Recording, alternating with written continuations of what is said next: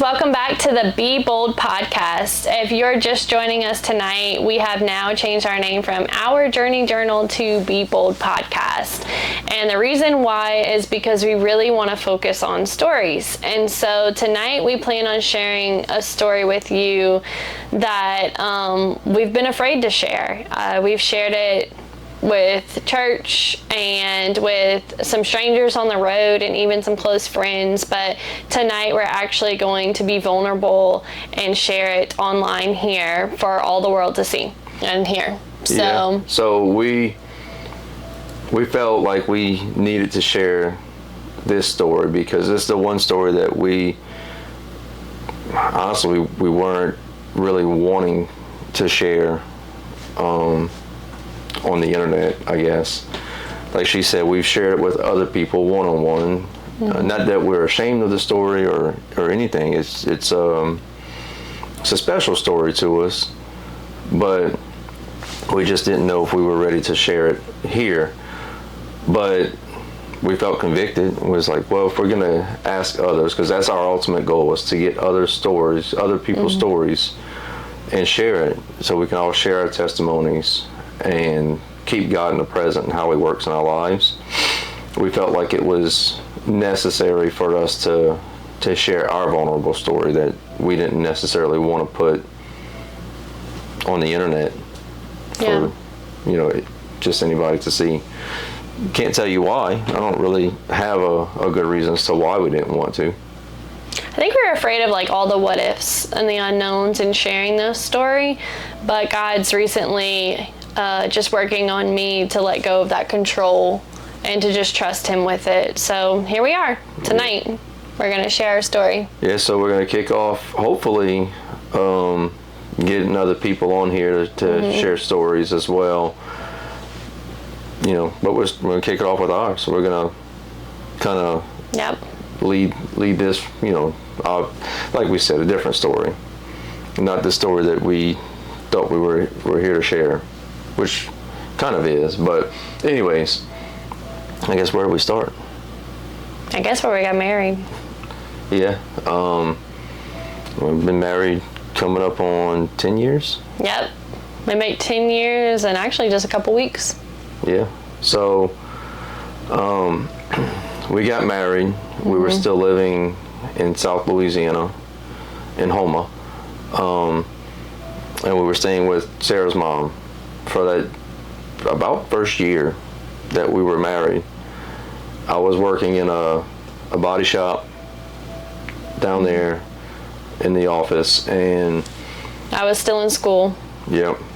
And we didn't really know what we were doing, but we knew we wanted to get out of Houma. We wanted to move somewhere out, a little more country, get off the bayou a little bit. Position opened up for an insurance company in Hattiesburg, around the area where we're at now. And we moved to Mississippi, bought a house, and we decided, it's time to start a family. So we want to start having a kid. And went on for a couple years. I don't remember the time frame. It all seemed like yesterday. For sure 2 years went by. So about 2 years went by, and it was like, okay, something's up. We're trying to keep track of dates and all this stuff, and just nothing was working. And then I think you went to the doctor first. Yeah. I went to the doctor to make sure that everything was good on my end, and everything was. And then, of course, we decided for you to go to the doctor. And I guess that's when we found out that basically was told that I can't have kids. I mean, and now we did have other options. Like we went first opinion, then we went to a urologist, and they sent us down to New Orleans, and surgery was an option. Yes, like we went to a specialist. Yeah. I think it wasn't just like a family doctor. Kind of explained to us the process, and he basically explained it like it was going to be like IVF, but after surgery on my end, right? Well, no. So the big thing that he said was that you could possibly lose your testosterone. Yeah. Like forever. Like it could recover or it could not. Yeah. So, but he's like, you know, the other option was, you know, of course there's medication for that. Mm-hmm. But so we left that doctor's appointment, Winnie, and we kind of sat at the table in this restaurant, and you know, it was like, okay, well, what do you want to do? And I was willing to do it. But she looked at me and said, well, if it was me, would you want me to have to go through the surgery? And I was like, no, I wouldn't want you to have to take any risk, any health risk. He didn't make it seem like it was a huge risk. And then it was still only about a 50-50 shot that once we had the surgery that it would work. Right. So we had already talked about prior to this about adoption. Mm-hmm. And she looked at me and said, would you want me to go to the surgeon? I said, no, I wouldn't. She said, well, I'm not going to let you go through with it if it's not something you would want me to go through. And so we both kind of just decided at that moment that, you know what? We're going to adopt. Yeah.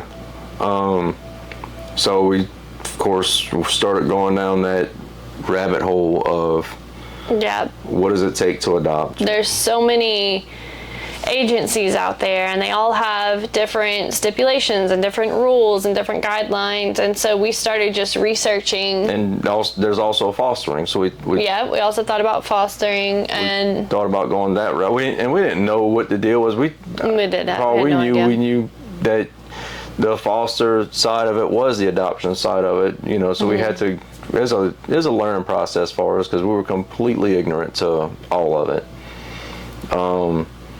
Realized we kind of figured that we didn't want to foster.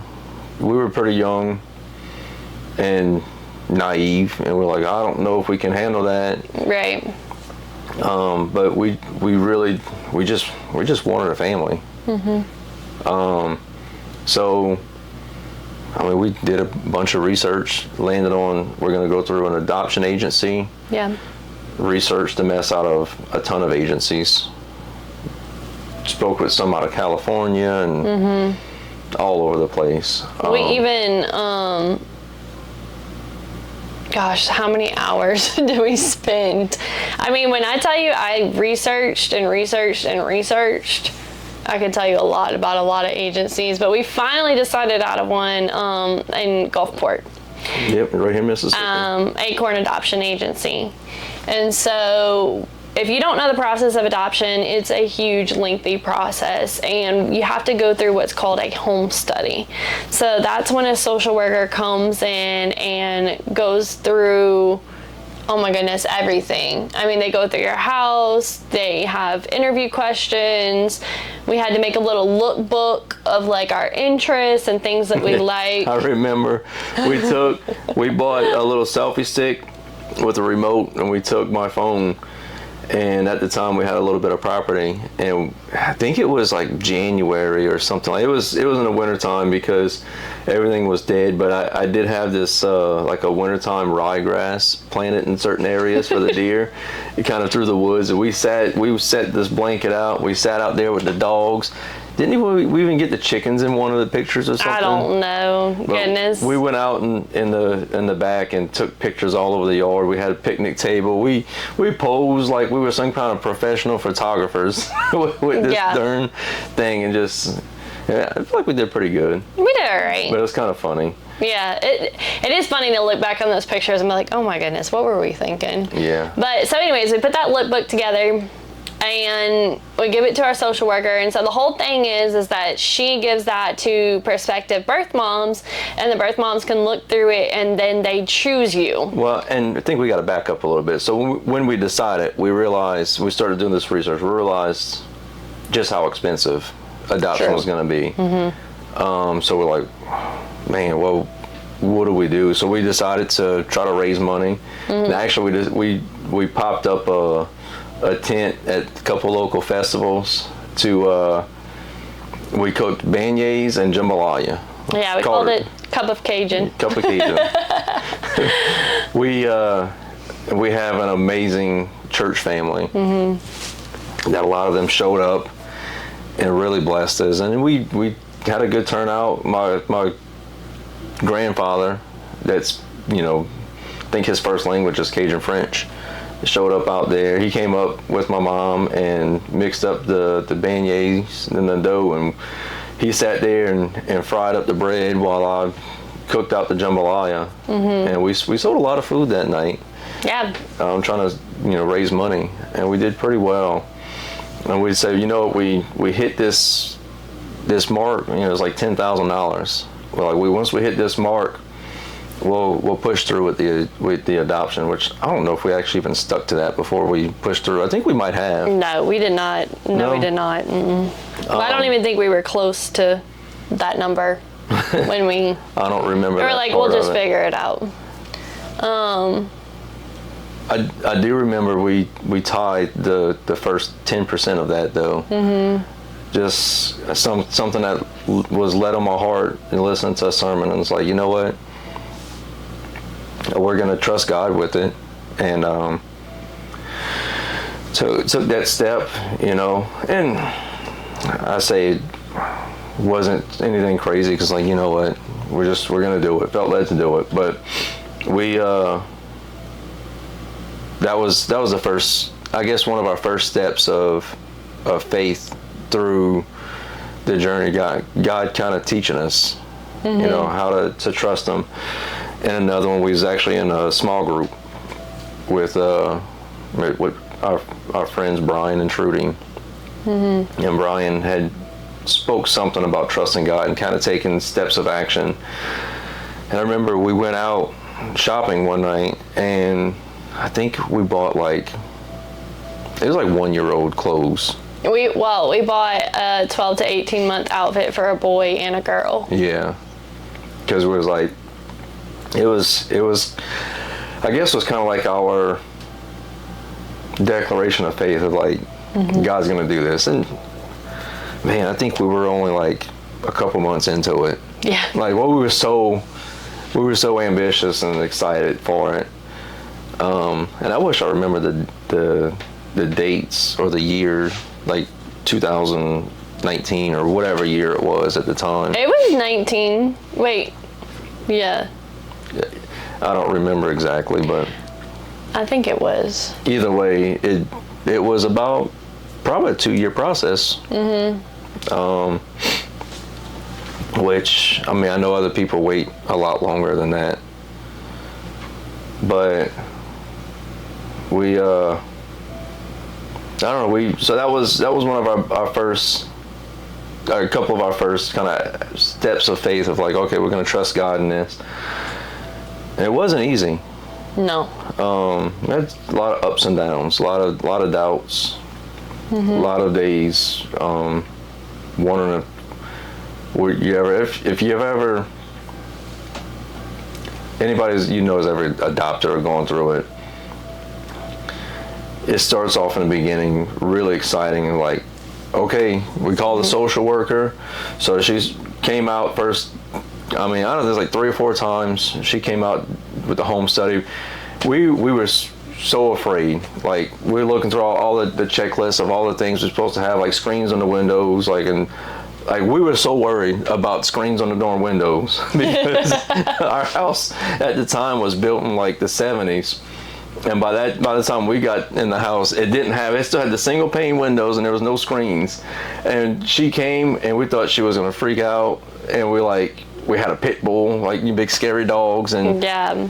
And we thought that might have stopped us, but we made sure we went to the vet, and like where we'd board them. And I can't remember the girl's name at the vet. She was in charge of the kenneling and the boarding, and she absolutely loved my dog. And she had some big dogs as well, and she signed this paper for us that said that they were tame I tell you what, we did all this stuff, was worried about all this, and she did not.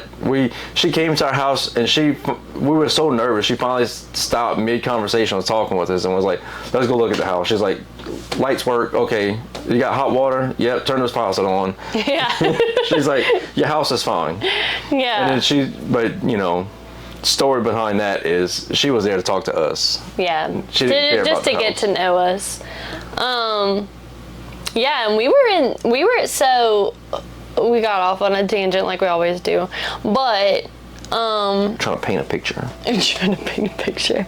We were in that process for how long? Almost The home study process? like the waiting process. Oh, it's about 2 years, I would think. About 2 years, But probably. So we did the home study, and then she comes, we give her this lookbook with all our pictures and a little write-up about who we are and, our dreams and aspirations. I don't know. But she goes off, and we're like, any day she can call. Like, Which truly, it could be any day. Like, you could hand them the lookbook and it could be the next day, or it could be a week.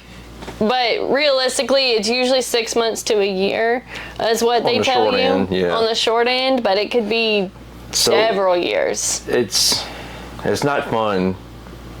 I set like a special ringtone for this lady if she ever called, and I was like, for the first couple months at least, I was on edge. Like, my phone never left my side off and not been on ring, so I'd miss a call. Just because she called, I didn't care what I was doing. I was stopping, I was answering it. So we're in the waiting period for 2 years, and we're still doing all the things, right? Like, we're still trusting God. We're still trying to raise money. We're still buying outfits. Like, we're still acting out of faith. But we had to buy the crib and everything. Because truly, you don't know when. So you want to at least have like your basic necessities. I painted a giant mural on the wall. Yeah, a little elephant and a hot air balloon. Because you also don't know the gender. So everything's like green, yellow, gray, black and white. Yeah. So we had this nursery we built out. Yeah. I guess in my creativity, I knew we wanted to have access and have the door open, but with having 2 dogs and a cat, we knew we didn't want them going in the room. So I actually bought a screen door that was an interior size screen door for the room. That way I also kept bugs out in case any mosquitoes got in. But the bottom half of the door, I put plexiglass so the dogs couldn't get through the screen, but the top was still open, so it was like an open room. We can hear, the baby cry out or whatever. Right.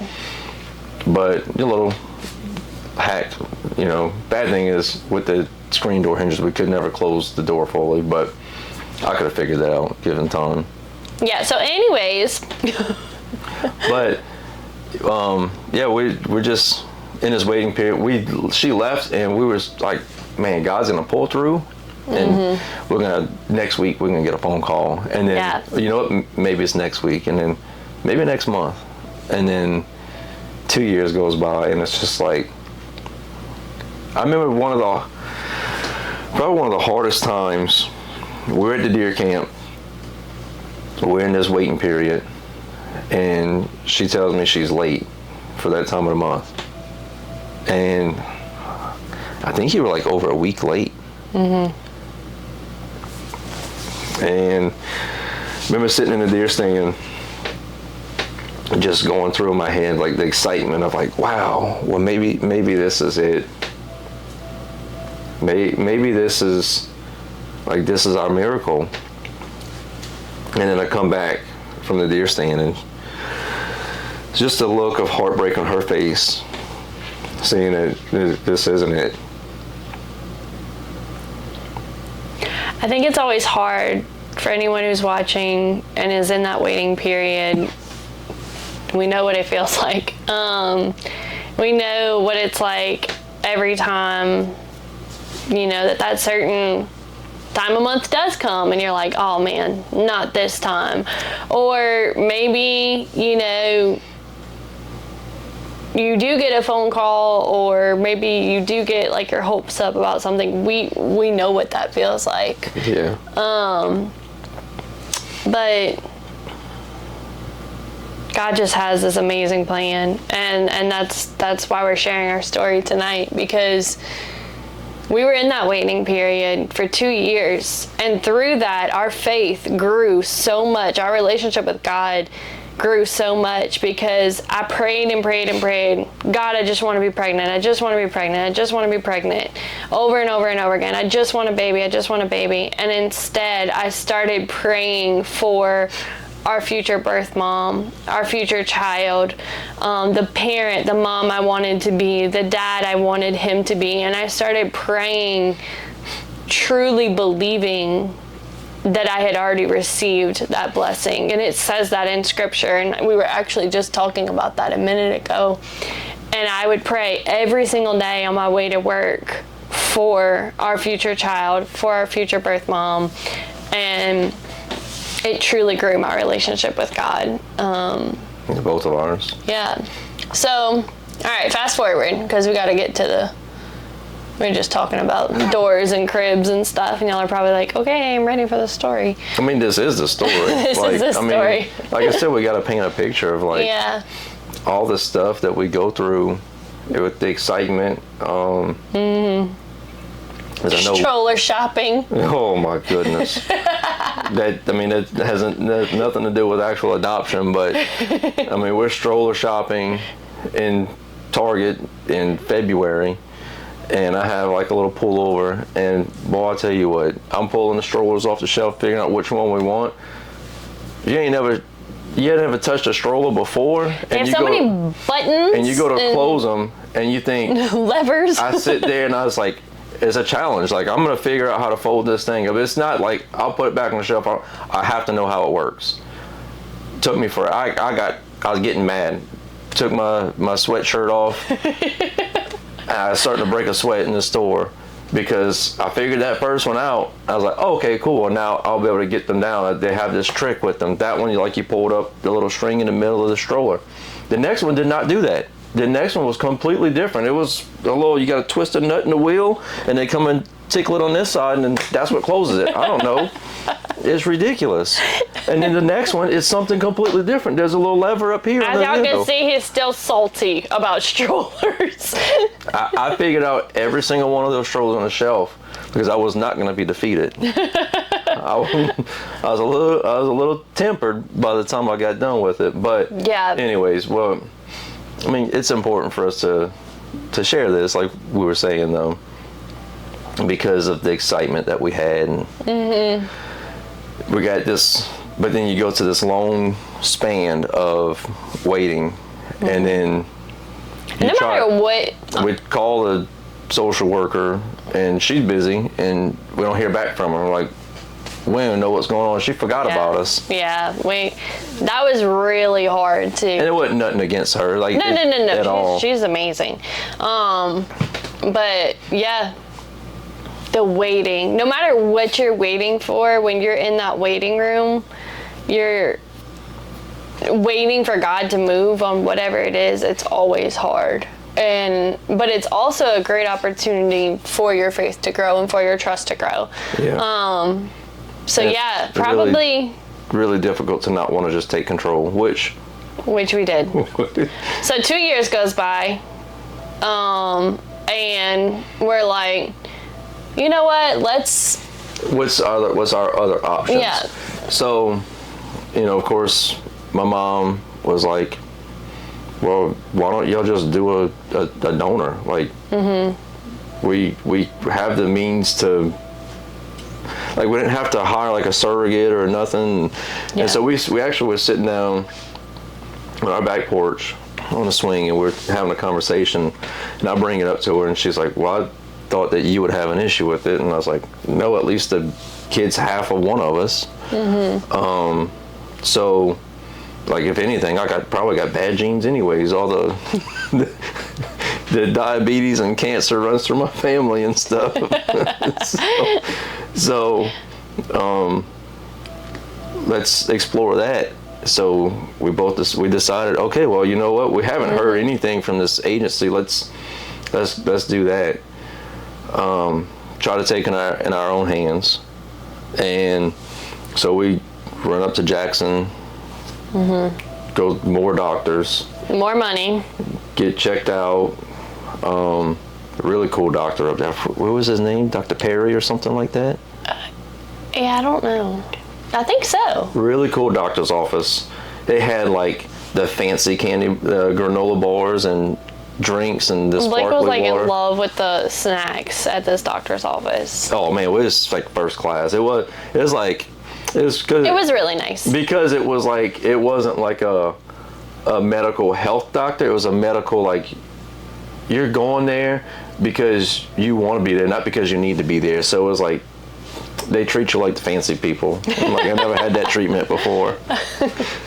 So we go. Okay, so I get checked out, which was pretty expensive. And they actually ran more tests on me. And they ran more tests on him, and same conclusion. Yeah, same outcome.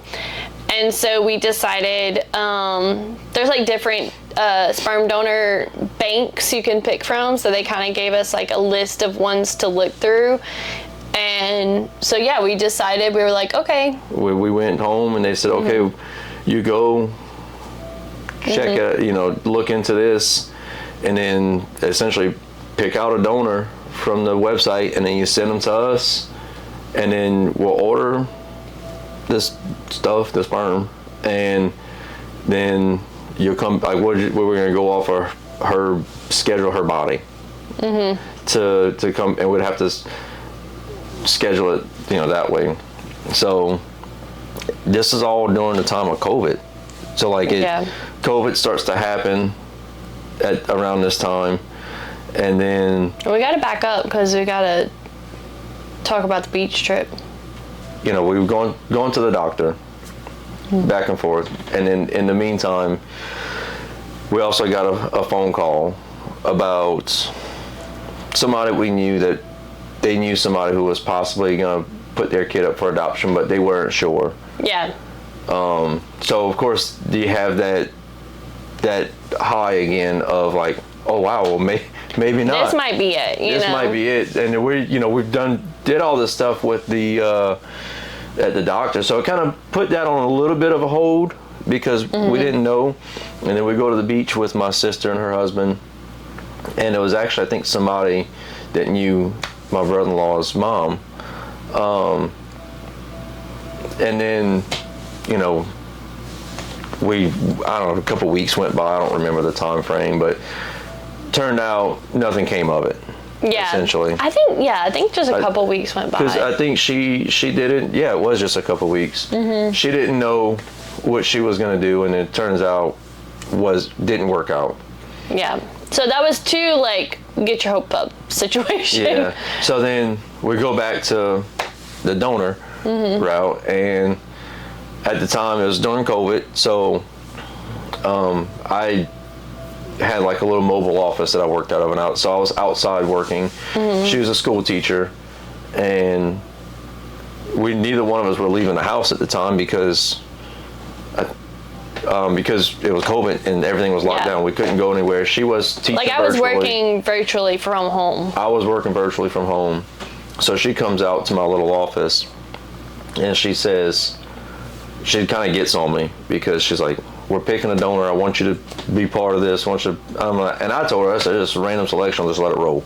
I said, when you come in at lunchtime, we're picking a donor. So meanwhile, I was on my end, once again, researching the mess out of some donors. I mean, you can look at every little thing about them. So I was like writing down their numbers because it's just like by number. I was writing down the numbers and we were just going to put them in a hat and like that's what I wanted. Pull a number or pull a name or whatever it was. Pull a number out the hat, let it roll. Yeah. Find one that somewhat looks like me. I didn't care. But so that was at like 9 o'clock in the morning. She comes out and she leaves. I'm like, whatever, bro. I'm gonna go inside for 11:30, and I'm gonna do like this. I'm gonna say, pick that one right there. and then I go about my business working. Ain't think nothing of it. And then here she comes walking back across the yard, opens my door, and looks at me, and I'm just like, what? Who died?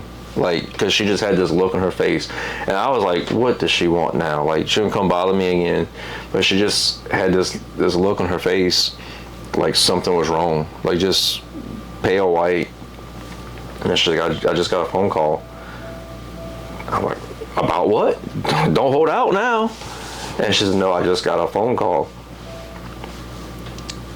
Yeah. So I went to his van and said, we're picking a donor.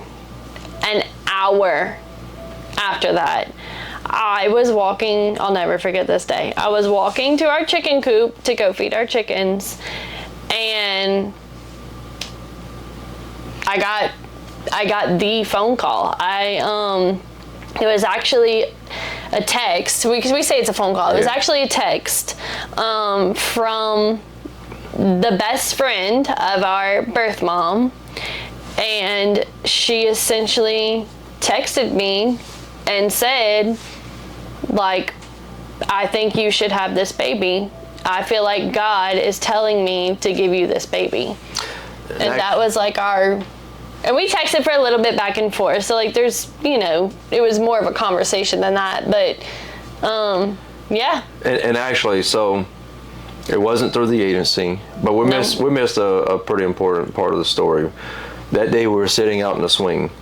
We was having this conversation about going through the donor. I was like, you know what? I said, it's just something in me. I was like, I don't even want to go through I was kind of mad. Like, it'd been 2 years. So I'm upset about it. I'm like, I don't even want to go through the agency. we're going to pay all this money for somebody to link me up from somebody who wants to put their kid up for adoption to us who wants to adopt a baby. And we're going to pay all this crazy amounts of money. Because you still have to pay all kind of crazy amounts of money for legal fees this is just somebody that says, you're going to pay me tens of thousands of dollars to go from, hey, Blake and Sarah meet so-and-so. And I'm going to pay you all this money. And then I still have to pay tens of thousands of dollars to pay a lawyer, and then pay for whatever other expenses we have, traveling expenses. If we're out of state, we got to pay for all this stuff. So I'm just like, I don't know if I'm even okay with that. Like, it's kind of ridiculous. So as our cost us like $5,000 to go to this doctor, and then another couple grand for the other process, and then we're pregnant. So I was like, makes sense to me. Let's just go about it that way. And I said, you know what? I kind of got cocky and was like, if God wants us to adopt, we're not going to go through the agency. It's going to be somebody we know. It's going to be a private adoption, and it has nothing to really do with the agency. He was giving all these ultimatums to God. Yeah, and we knew like that's not going to happen, because whenever we talked to the social worker from the agency, she was like, we didn't know what was what. We was like, well, we'd like a closed adoption. She's like, well, that doesn't happen. It's always an open adoption. And then she said, sometimes these girls, they want to have these stipulations where they name the kid and they meet up once a year, or a couple of years, or whatever the case, and it's just, and she's like, but trust me, she said, y'all are gonna fall more in love with her than you will, than her with you, and you're gonna want that. And it was like, didn't understand it at the time. We understand it now. Yeah. But we're like, I don't know. She's like, closed adoption just doesn't happen. Like the way we wanted it to happen. So I was like cocky about it. I'm like, all right, God wants us to adopt. He's gonna have to move this mountain, essentially, do the impossible. Yeah, and he did. So fast forward back to where we were. Okay, so fast forward. Gets the text. Walk into the chicken coop, get the text. Shocked. Like, I immediately just start crying. I remember we like came inside, we both got on our hands and knees and like prayed right there in the kitchen, because we were just so excited. And then we did not tell anybody, because once again, we've had our hopes up a couple of times, so we didn't tell anybody. And then crickets. Yeah. And we were going to the deer camp with her sister and brother-in-law to meet them up for the 4th of July weekend. Yes. And So it was a long weekend, and we went from texting this girl all week, talking back and forth, to nothing. hear nothing. And so I couldn't take it anymore. I had to tell my sister. And so I told my sister. And I told my brother-in-law. Yes. So anyways, we told them, even though we were like, it could not happen, you know, but it was like, it seems so real, like, and I was like, but she hasn't texted me back. And so of course my sister was like, well, just text her again. And I was like, I've already texted her like 3 times. Like, I feel like, you know, like, if it's supposed to happen, it will, blah, blah, blah. Anyway, she was like, just text her again. Like, it's not, you know, like, maybe she didn't see it, or maybe she got busy or whatever. Anyways, I text her again. She didn't respond. So 4 days goes by, the entire 4th of July weekend, and then she finally texts me back. And come to find out, she was like, there was some stuff on her end, so it was nothing to do with us. Like a car accident. But once again, that was a huge test of our faith, because God was like, okay, here you go. And we're like praising him, thanking him, all the things. And then all of a sudden, just doubt, because we didn't hear anything. It's like we heard this great, amazing news, and then nothing came of it. And so 4 days goes by of us just being completely, I don't even know what the word is, on edge, anxious, all the things. At this point, the only people that know are my sister and her soon-to-be husband, her fiance. At the time, they're married now. Yeah, they're married now. But anyways, so she finally is like, you know what? You just need to talk to the birth mom directly. And so that's kind of like the next part of our story. We talked to the birth mom. We hit it off. We just talk on the phone. And so she invites us to her first doctor's appointment. Yeah. And I mean, we did not miss a single one. Yeah, we drove. And she's actually from where we're from. Mm-hmm. So we drove back and forth. Yep. Every doctor's appointment, we took off work. We drove down there. All the ultrasounds. And then just drove back. I remember they came out, of course, during COVID, so she was allowed to go in for all that. Yeah. And I was stuck in the parking lot, just windows down, watching people pass by as I'm just sitting there anxiously waiting for them to walk out. And I remember they brought out that first little ultrasound paper, and of course I teared up like I am now. I know. I'm getting so emotional for this episode. And I was like, I'm not going to cry. This is so long ago. But it's so good. Yeah. When I first heard her heartbeat, it was just so real. And I was like, this is really happening. And her birth mom is amazing. We truly hit it off. And just the coolest, chillest person ever. And I don't even know how to explain it. Like, truly just an immediate friendship. And it's like an answered prayer that we didn't have. So comfortable, just so easy to talk to. Like, with the doctor's appointments, we'd go out to eat, like, just all of it, was just easy. Beyond easy. Yeah. Now, we did hit some hiccups because, of course, as you know, with a private adoption or with, through the agency, you have to have a lawyer. Yeah, that was stressful. We hired a lawyer, and what was it, like a week before she was born? Maybe so, like, two. we found out about her in July and she was born in October. So like a couple weeks before she was born, our lawyer calls me up on a Thursday while I'm at work and says, oh, hey, I don't really know what I'm doing with this adoption thing. So yeah, I can't be your lawyer and I'm going to refund. She was like a defense, like a... Yeah, so it's not, like a defense this is not attorney. against her, but this was just another stressor on my end. Somebody that we knew, Yeah. like somebody that we knew suggested, hey, she's a really good lawyer. She is, just not under adoption. She's like, and she, as it was getting close, she's like, I'm doing you guys an injustice. I can refer you to some people. So we panicked. And it was a blessing that she actually, was honest with us. But we didn't see it at that time. No, we did not. Oh, I freaked out. I was at work. I had to leave my classroom, go cry in the bathroom. Luckily, because I was stressing. I called I was like, I'm gonna call our social worker with the agency, and because at this time she had no idea we was even placed. Yeah. Because she's still looking for us a kid for her. She knows, right? Or did we tell? I don't think we told her. We took our name out the hat.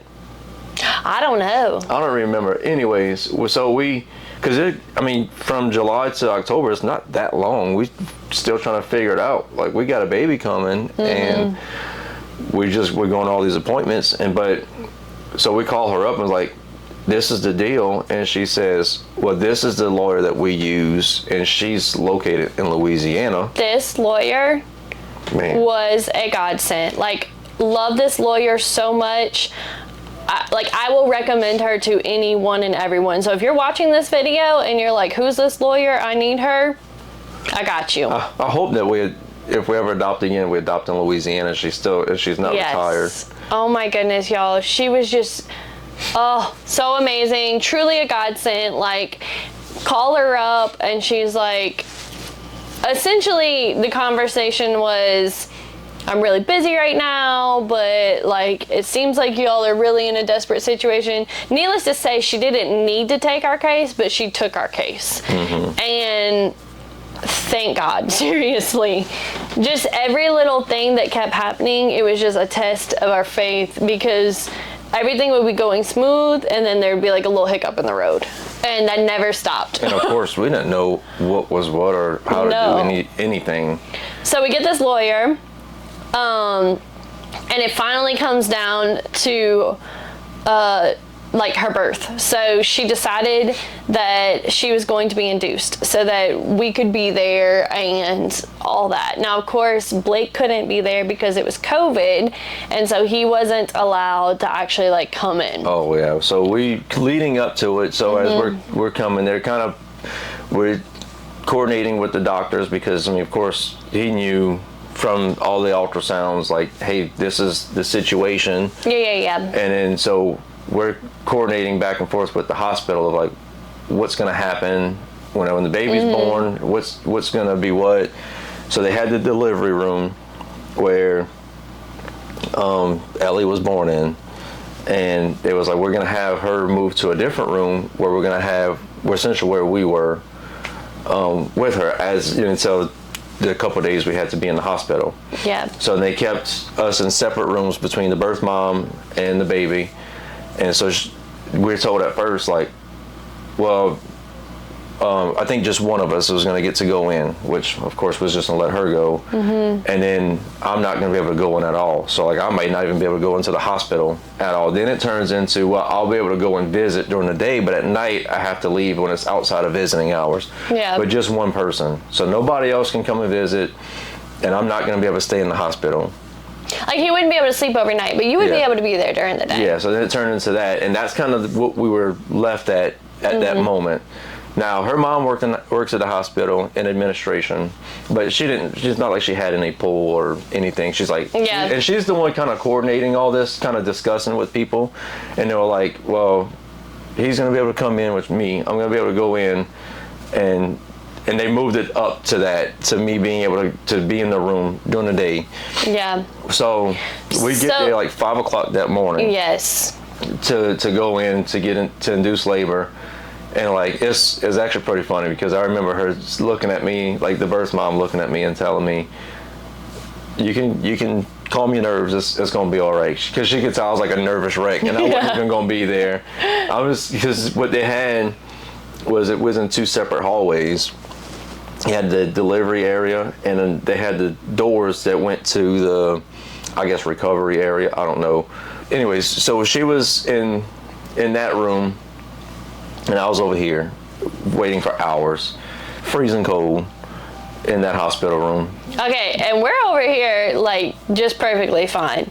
Like we were just watching, like, because it was during Halloween time, because she was born in October, at the end of October, and so we're like watching Hocus Pocus and just like chatting and whatever, and I'm just sitting on the couch, we're having a conversation, all of a sudden nurse comes in and she's like, okay, it's time. And then they page the doctor, and like, I don't even know what happened to me. I felt like I was gonna pass out, throw up, all the things. They had to get me a juice box. It's like it hit me all of a sudden that this was really happening, and like, not that there's no turning back, but like in a good way, right? Like, I'm about to become a mom, something that I had prayed and waited for so long. I'm getting emotional thinking about it. And yeah, it just hit me all of a sudden, and then... And the crazy thing is, so we were scared, once again, of like, okay, now I'm not going to be able to be there. So they're telling us, because of COVID, all these rules. Baby's delivered. I'm waiting in the room. They allow me to go in, wait in the room.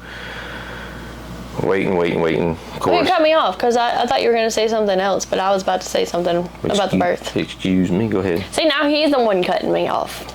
But anyways, she has the baby, and I actually got to cut my daughter's cord. And yeah, it was the most amazing moment of my entire life. Like, I'll remember it forever. Well, anyways, so then they rush her into the room. She's sobbing, crying. All these, because she's texts me 1 minute, says baby's coming, and then a couple minutes later, like, I think I was on the phone with either her dad or mine, and I was like, I don't know, trying to keep everybody updated as to what was happening. Next thing you know, they're rushing on into the room with this baby, and she's hysterically crying, and I'm like, I thought something was wrong. She's like, she's just so beautiful. But so that was all great. It was so beautiful. I was still scared, like, well, I guess I'm gonna be kicked out of here eventually. Well, happens. No. So the reason we got to leave, like, the reason why they immediately rushed us in there is so that we could do skin to skin. And so that's why we were in there. And we was in the room, but Sarah and Ellie were going to be in the room together. And then I was going to have to eventually go home. And that was just another one of our, I guess, our fears or whatever we had of like, okay, this ain't going to be fun. Just so happens that I think every nurse that we had, either I went to school with or my sister played softball with, that we had for those 2 or 3 days was in the hospital. And then I knew probably at least 3 or 4 nurses on the floor in the baby section that I went to school with. So we never had to leave the hospital for those couple of days that we were there. And of course, her mom worked there. I think she was able to come see, wasn't she? Or no? I don't remember. I don't think she was, actually. I don't think so. I was able to actually at least go have lunch with my mother-in-law. For sure that first day. But it was amazing because we were told all these things of like, you're not going to be able to be there, either one of you. And you're only going to be able to come visit. And then, okay, we'll let Sarah stay overnight. And then it came down to it. It was amazing because God worked another miracle. It's almost even better because we didn't have all these people coming in there and visit us with this newborn baby, and it was just us, the 3 of us. I was able to spend this time. And then of course our family came by. Like, I remember my mom come by talking to her on the phone, looking at us through the window, two floors up. But so that was really cool. I mean, it is kind of a downer that people weren't able to come visit, but at the same time, it was really beautiful because it was just us. Yeah. And it worked out perfectly. And then, so with adoption, also, whenever you adopt from out of state, you're stuck in that state until the process goes through and the courts and the lawyer does all their stuff.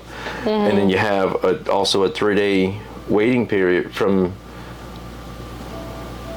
There was 5 days because it was like 3 days after we left the hospital that the birth mom has to wait so many days before they can even sign their rights over. Yeah, in case they change their mind. So it's a 3-day, but ours turned into a 5 essentially, and then ours turned into like. Well, and then you're stuck there for how many ever weeks until you have to essentially take up a certain amount of residency before you can get yourself to the court with the courts, and they sign something over. Anyways, we leave the hospital, our lawyer's there, she walks us out, and then because we were in the town where we're from, next door to my mom, they had a little 1-bedroom apartment behind their house. They were like, hey, you guys can stay here. So, which was so generous and so awesome because, like, once again, we were able to be by ourselves. And, like, that's just a big deal when you have a newborn. But not only by ourselves, so we had our own space, cost us nothing. But we were next door to his mom, too. So, like, if we needed something or, like, you know, needed help or whatever, she could just come. In which we did have to use it because, you know, at that 3 or 5 day mark, whatever it was, we had to go, our birth mom had to go to Slidell, which was about, I don't know, an hour and a half away, to essentially sign her rights over. Just so happens that same day, we were getting hit with a Category 2 hurricane. Yeah. So that was coming up that afternoon. So we're talking with her. She's like, I got a ride. Somebody's going to bring me up there. They backed out because there's a hurricane, understandably. Yeah, so we brought her. We were like, we'll get you. So we jumped in the truck. My mom was freaking out. You guys should stop, you know, delay it. It's going to be dangerous. And like, hurricane's still in the Gulf. Not even here yet. We're good. And then we freaked her out even more because after we go to the lawyer's office, they do she does her thing. Because I think we had to go no matter what and sign as well. We did. But we just all rode together. And then after we left, we stopped at Cracker Barrel and ate at Cracker Barrel in Slidell. Yeah, we did. My mom's freaking out even more. So we get back just as this storm's starting to come in and hit. And then, like, it's the first, like, wave or first few bands of the storm had done been hitting us. It was starting to roll, and then me and my stepdad went and, you know, screwed the shutters to my sister's house because my brother-in-law was working on the boat. So we're like, let's go, you know, and he's this beginning of this hurricane, and set up the shutters now. And then we came back to my mom's, and I remember I actually sat on the back porch and watched it pass by. But we drove back in the outer bands of the hurricane back from signing those papers because it was like, we're going to get this over with. And then because of that hurricane and because of COVID, the other process got slowed down of us, how long we had to stay in the state, which was supposed to have been 2 weeks, I think. Turned into, I think, 3.5. We were there forever. It felt like forever. Yeah, because we were there a couple of days before the delivery too, getting ready. And then we finally got to come home, and then that's pretty much it. I mean, we got to come home, but of course your adoption is not finalized until 6 months later. But then it's like a year. But for us, it was like almost 2 years. It was a year because the private adoption. Yeah. I remember instead of waiting 6 months, we had to wait a full year. Okay. Well, whatever it was, it felt like forever. But yeah. And by that point, we had sold our house and moved to another house. What we thought was going to be our forever home. The reason why we like sharing this story is because every single time we thought something wasn't going to happen or something didn't make sense or that's not possible, God showed up and proved us wrong and proved everybody else wrong. And so this is our story that truly glorifies Him. Not that our travel story doesn't, but this is just one of those stories where you can't explain it. You can't explain the private adoption. You can't explain the hurricane. You can't explain the relationship we had with the birth mom. Like, all of it truly was a God thing. And so that's why when people ask us about our adoption story, we say, like, yes, technically we signed up with the agency, but our adoption story is a God story. It's a miracle. And our daughter's name actually is Eliana. And it means answered prayer. And that's not by accident, it's by design. And God gave me that name before we ever found out about her. And He still speaks to me in those ways and shows me little things like that. And I don't think if we would have gone or wouldn't have gone through this process, through this adoption, if we wouldn't have gone through everything we had with Ellie, we wouldn't have been able to travel. We wouldn't have been able to move back. We wouldn't even be sitting in front of this camera. We wouldn't have had the faith to say we're going to sell our house and live in a camper and travel, and wherever God takes us, we're going to go. Had it not been for that story, honestly, I don't know if our faith would have been what it would have needed to be for us to say, okay, we're going to do this. Because obviously one of the biggest factors that we had was like, will we afford it? Like, is that going to be an issue?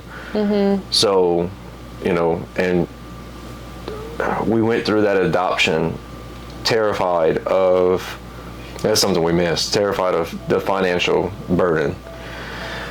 And we missed, like, God essentially, like, we didn't have to go through the agency and pay that enormous fee, but it was still a huge fee for the lawyer fees and the home study. So it's all this money. And then also even the donor route, we even through that, he was somehow, we still can't really explain it. Because we were like, oh, we're going to raise this money, we're going to sell this food. We worked 2 festivals. First one worked out wonderfully. Second one, nobody even showed up to the festival. No. And it was like such a letdown. But somehow through all of that, it's like you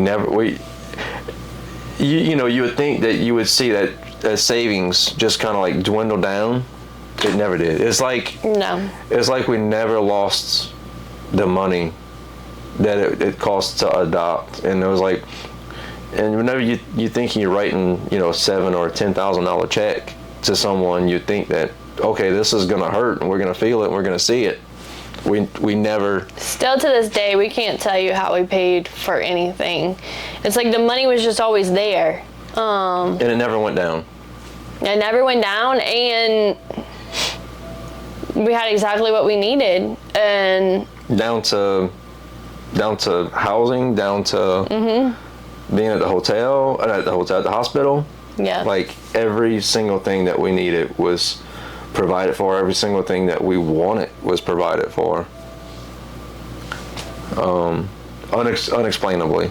Like, it's because you would think, well, because your mom worked there or whatever, and it was like, well, it was orchestrated. And she was like, no, like, if anything, I'm held to a higher standard. It can't happen. Yeah. So. But yeah, I mean, and as y'all know, if you've been watching our videos, she's 5 now. Yeah.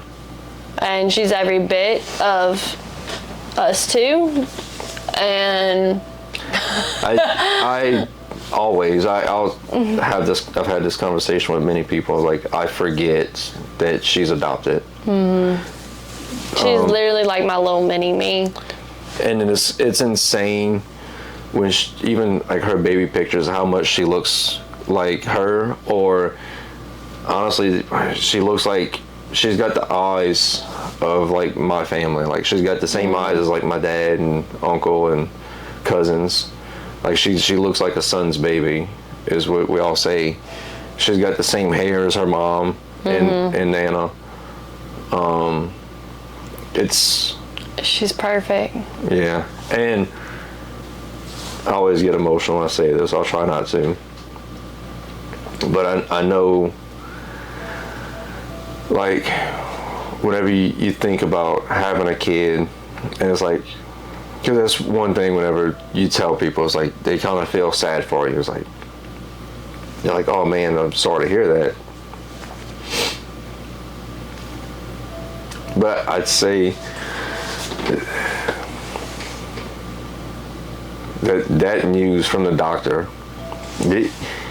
even though it didn't seem like it at the time, but that news from the doctor saying that I can't have kids. Stop it. You don't make me cry. It's probably the best news I ever got. Because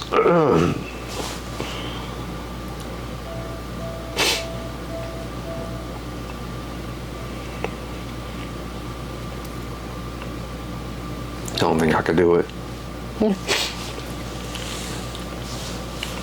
But anyways, without that news, we wouldn't know her.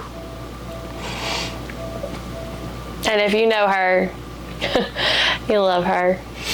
She is the silliest, sweetest, sometimes sassiest. It makes me want to pull my hair out, but I wouldn't change it for anything.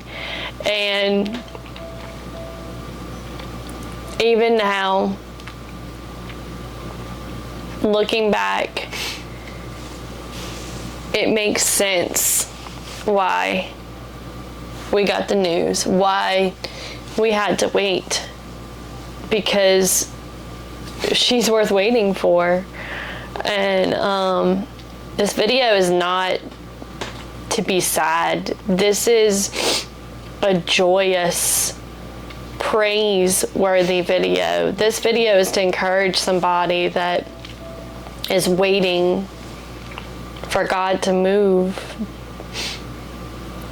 He's got something so amazing planned for you that you can't even fathom.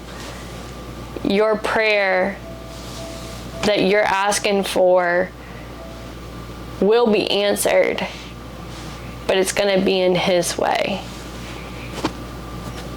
And I'm telling you, speaking from experience, He always shows up. And it's not always what you expect, but it's always the best thing for you. And she's the best thing for us. And here we are, 5 years later, telling this story because God asked us to. So whoever needs to hear it, here it is. Yeah. This is our adoption story. This is the story that we shared with several strangers on the road that truly opened up all the conversations that we've had. So yeah. I mean, there's a lot of people out there that struggle with the same thing we struggle with. Struggle with infertility and stuff. So it's why we say our testimonies are powerful, because not everyone's going to relate to this story. No. But somebody out there will. There's a lot that will. And that's what we share it for, because we talk about how we keep God in the center of it.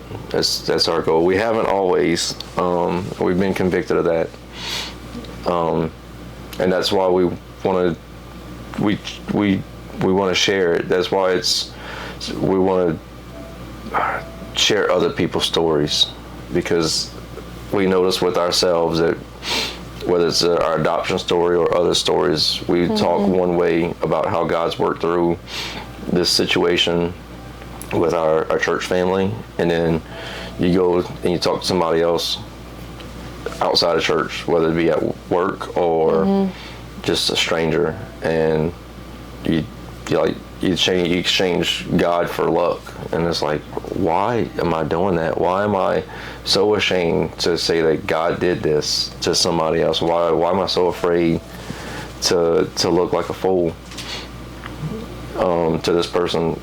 I owe them nothing, but I owe God everything. Yeah. And so that's why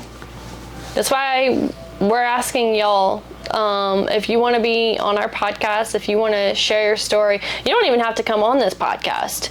We're just asking you to share your story, to be bold and share your story, and to truly start a movement that takes over social media so that everyone can relate to different people's stories and everyone can see how powerful our God still is. He's not just the God that's in the past, he's in the present, and he's in your future as well. And he's the same yesterday, today, and tomorrow. And that's what we want to show, is that he's still working. And we just want you to go out and be bold and share your story and hopefully change someone's life. You never know if your story could be the reason that someone's eternity has changed. The reason that they know Jesus, that they can have a relationship with Jesus, could just be from you sharing your story. And so that's what we want to leave you with tonight. Yeah. Share your story. Yeah. Because that's what we're called to do. We're called to evangelize and share the love of God. And we just realize that you don't have to know, you don't have to be a scholar and know all the scripture. Mm-mm. I mean, I encourage you to read your Bible daily. And the more you do, the more you'll get a grasp and have those answers and that wisdom. But you don't go to somebody sharing the gospel, let me just throw some scripture in your face. You have a conversation. You treat them like a person. And a lot of times it's just, what we do is we share stories. Just leave God in the center of yours. Share that testimony. Mm-hmm. Look for that opportunity. So. Yep. All right, that's it. That's our story. We're sticking to it. That's our story. We hope that it encourages you to share yours. And hopefully, very, very soon, we will have somebody else on this podcast sharing theirs, so that once again, their story can encourage or inspire somebody. And I guess we'll say good night. Yep. It's a wrap. All right, good night. Stand firm, be bold, and join the movement.